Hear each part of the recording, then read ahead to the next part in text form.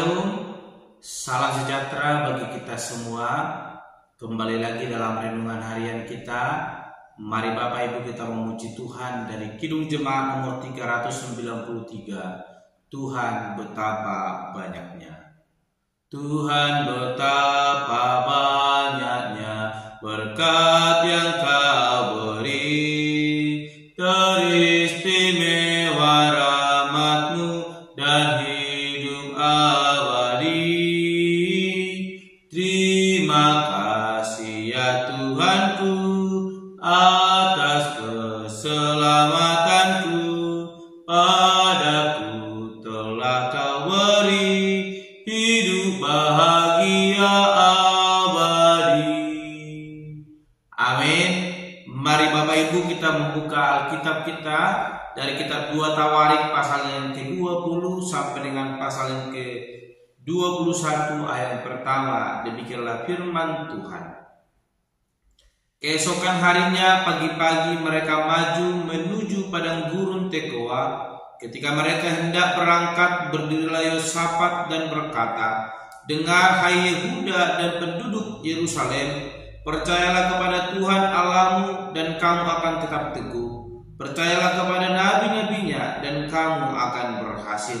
Setelah ia berunding dengan rakyat, ia mengangkat orang-orang yang akan menyanyi nyanyian untuk Tuhan dan memuji Tuhan dalam pakaian kudus yang semarak pada waktu mereka keluar dari muka orang-orang bersenjata sambil berkata, "Nyanyikanlah nyanyian syukur bagi Tuhan, bahwasanya untuk selama-lamanya kasih setianya." Ketika mereka mulai bersorak-sorai dan menyanyikan nyanyian pujian, dibuat Tuhanlah penghadangan terhadap Bani Amon dan Moab dan orang-orang dari pegunungan Seir yang hendak menyerang Yehuda, sehingga mereka terpukul kalah. Lalu Bani Amon dan Moab berdiri menentang penduduk pegunungan Seir, hendak menumpas dan memusnahkan mereka. Segera sesudah mereka membinasakan penduduk Seir, mereka saling bunuh-membunuh. Ketika orang Yehuda tiba di tempat peninjauan di padang gurun, mereka menengok ke tempat laskar itu. Tampaklah semua telah menjadi bangkai berhantaran di tanah, tidak ada yang terluput. Lalu Yosafat dan orang-orangnya turun untuk menjara barang-barang mereka. Mereka menemukan banyak ternak, harta milik, pakaian dan barang-barang berharga. Yang mereka rampas itu lebih banyak daripada yang dapat dibawa. 3 hari lamanya mereka menjara barang-barang itu karena begitu banyaknya. Pada hari keempat mereka berkumpul di lembah pujian. Di sana mereka memuji Tuhan, dan itulah sebabnya orang menamakan tempat itu lembah pujian hingga sekarang.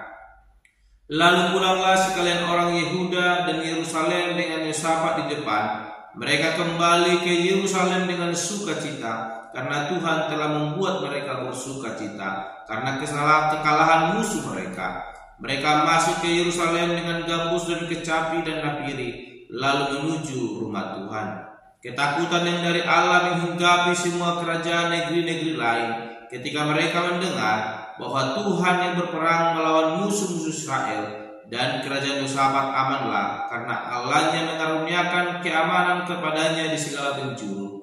Yosafat memerintah atas Yehuda. Ia berumur 35 tahun pada waktu ia menjadi raja, dan 25 tahun lamanya ia memerintah di Yerusalem. Nama ibunya ialah Azubah anak Silhi. Ia hidup mengikuti jejak Asa ayahnya. Ia tidak menyimpang daripadanya dan melakukan apa yang benar di mata Tuhan.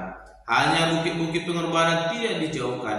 Bangsa itu belum mengarahkan hatinya kepada Allah nenek moyang mereka. Selebihnya dari riwayat Yosafat, dari awal sampai akhir, sesungguhnya semuanya ini tertulis dalam riwayat Yehu bin Hanani yang tercantum di dalam kitab Raja-Raja Israel. Kemudian Yosafat Raja Yehuda bersekutu dengan Ahazia, Raja Israel yang fasik perbuatannya.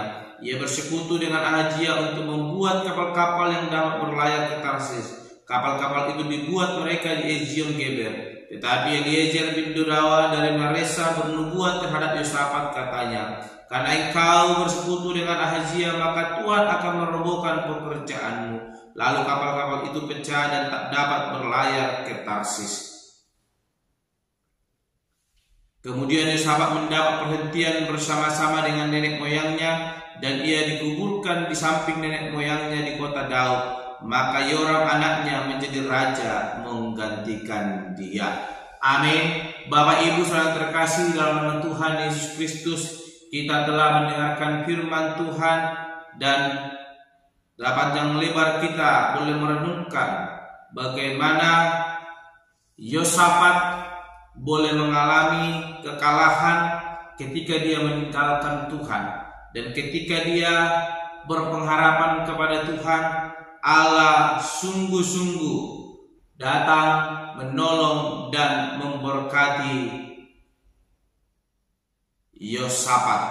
Bapak Ibu saudara terkasih dalam nama Tuhan Yesus Kristus, dalam perenungan kita hari ini saya memberikan tema bagi kita semua, yaitu mengarahkan hati kepada Allah. Sekali lagi, mengarahkan hati kepada Allah. Bapak Ibu saudara yang terkasih dalam nama Tuhan Yesus Kristus, ayat 20 sampai dengan ke-37 ini membicarakan bagaimana perbuatan Allah yang luar biasa ketika Yehuda akan diserang oleh Bani Amon dan Bani Moab. Dengan laskar yang begitu besar, ketakutan mulai menghampiri kepemimpinan Yosafat. Kita melihat ayat ke-20 dikatakan bagaimana keesokan harinya pagi-pagi mereka maju menuju padang gurun Tekoa. Ketika mereka hendak berangkat, berdirilah Yosafat dan berkata, "Dengar hai Yehuda dan penduduk Yerusalem, percayalah kepada Tuhan Allahmu dan kamu akan tetap teguh. Percayalah kepada nabi-nabinya dan kamu akan berhasil." Bapak Ibu saudara terkasih, kita melihat bagaimana Yehuda akan diperangi oleh Bani Amon dan Moab. Namun hal itu sekalipun membuat ketakutan bagi Yosafat, namun ia mengingat Tuhan dan ia percaya kepada Tuhan, dan dia boleh berseru kepada Tuhan, menaikkan setiap bahkan menyampaikan segala kekhawatirannya kepada Tuhan Allah. Sehingga kita melihat Bapak Ibu bagaimana Tuhan boleh turut bekerja, bagaimana Tuhan boleh menolong Yosafat. Mereka belum berperang namun mereka sudah mengalami kemenangan. Kita melihat Bapak Ibu ayatnya yang ke-23 dikatakan, "Lalu Bani Amon dan Moab berdiri menentang penduduk pegunungan Seir, hendak menumpas dan memusnahkan mereka. Segera sesudah mereka membinasakan penduduk Seir, mereka saling bunuh-membunuh." Hal yang sangat luar biasa, Bani Amon dan Moab hendak menghancurkan Yehuda. Namun ketika Yosafat boleh berseru kepada Tuhan, Tuhan mendengar seruan itu, dan Tuhan boleh berperang di depan mereka. Sebelum Yehuda berperang melawan Bani Amon dan Bani Moab, Tuhan telah berperang terlebih dahulu. Tanpa mengotori tangan Yehuda, mereka mengalami kemenangan. Kita melihat ayatnya yang ke-24, ketika orang Yehuda tiba di tempat peninjauan di padang gurun, mereka menengok ke tempat laskar itu. Tampaklah semua telah menjadi bangkai berhantaran di tanah, tidak ada yang terluput. Luar biasa kuasa Tuhan yang boleh menolong Yehuda ketika mereka menyerahkan hidup mereka kepada Tuhan. Allah boleh bekerja dan memberikan mereka kemenangan. Suatu hal yang luar biasa boleh kita renungkan hari ini, mengajarkan hidup kita supaya kita sungguh-sungguh percaya kepada Tuhan. Maka Tuhan akan menolong, memberkati kita. Ia akan bertindak di depan kita, berperang melawan musuh-musuh kita, dan memberikan kita kemenangan. Namun hari ini kepercayaan itu akan diuji. Kepercayaan bukan hanya menyerahkan segala kekhawatiran kita kepada Tuhan, namun sungguh-sungguh menyerahkan seluruh hidup kita kepada Tuhan Allah. Kita melihat ketika Yosafat mengalami kemenangan dan dia mengalami kemenangan yang mereka alami membuat seluruh negeri merasa ketakutan, sebab Allah yang telah berperang menolong Yehuda. Namun kenyamanan itu membuat Yosafat berkompromi dengan Raja Israel. Kita melihat Bapak Ibu sang terkasih ke-35 dikatakan, kemudian Yosafat Raja Yehuda bersekutu dengan Ahazia Raja Israel yang fasik perbuatannya. Ia bersekutu dengan Ahazia untuk membuat kapal-kapal yang dapat berlayar ke Tarsis. Ayat ke-37 dikatakan, tetapi Eliezer bin Dodawa dari Maresa bernubuat terhadap Yosafat, katanya, karena engkau bersekutu dengan Ahazia, maka Tuhan akan merobohkan pekerjaanmu. Lalu kapal-kapal itu pecah dan tak dapat berlayar ke Tarsis. Amin. Bapak Ibu saudara terkasih dalam nama Tuhan Yesus Kristus, percaya kepada Tuhan, maka Tuhan akan turut bekerja dalam hidup kita.